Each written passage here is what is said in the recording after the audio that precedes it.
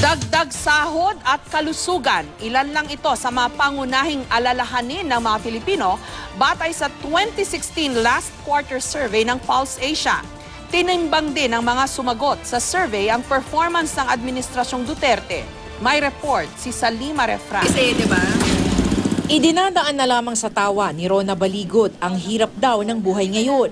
Ang minimum wage ng mister, pinagkakasya niya sa araw-araw at sa pagpapaaral sa dalawang anak. Mahirap po kasi talaga kayo yung buhay po. Dahil ng yung kakainin ng mga anak ko sa araw-araw, kung may kakainin ba kami mamaya o kaya bukas. Tapos yung trabaho po, kasi hindi naman ganun kalaki yung sahod. Kung dapat kung pwede siyang taasan o Tsaka kung paano po mapapatapos yung mga anak hanggang kolehiyo. Kabilang ang alalahanin sa pera at trabaho sa lumabas sa mga pangunahing personal at national concern ng mga Pilipino sa survey ng Pulse Asia.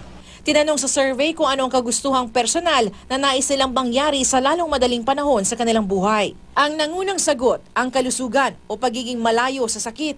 Sinundan nito ng pagkakaroon ng maayos na trabaho, kakayanang mapaaral ang mga anak at pagkakaroon ng makakain sa hapagkainan. Mahirap na nga. Tapos napakamahal pa ng bilihin. Maliit pang sweldo. Paano na? Paano na yung mga mahirap? Mahirap na nga, lalo pang naghihirap. Sa mga national concern o mga isyong pambansa, pangunahing alalahanin ng mga Pilipino ngayon ang pagkakaroon ng pagtaas ng kanilang sahod. Sinusundan nito ng pagtaas naman ng bilihin, paggapi sa kahirapan, paglaban sa kriminalidad, pagkakaroon ng mas maraming trabaho at pagsugpo sa korupsyon. Ang pananaw siguro ng mamamayan ay ito yung usapin na hindi masyadong natutugunan ng pamahalaan. Kaya kailangan ibaling ang pansin dun sa mga usaping pangkabuhayan. Kaya nangunguna yung usapin na pagpapataas ng kita o ng sahod ng mga manggagawa. Kasabay niyan, lumabas din sa survey ng Pulse Asia na nakakuha ng majority approval ratings ang Administrasyong Duterte sa halos lahat ng national issue na kasama sa survey.